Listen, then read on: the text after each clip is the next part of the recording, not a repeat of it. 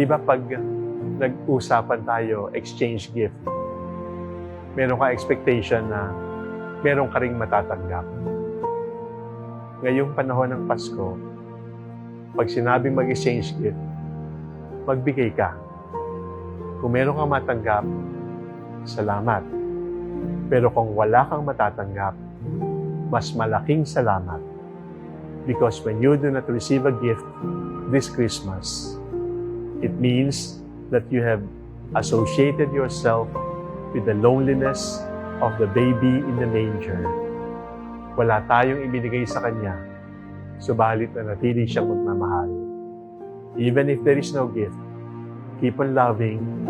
Do not get tired of giving, because the best proof of loving is in giving.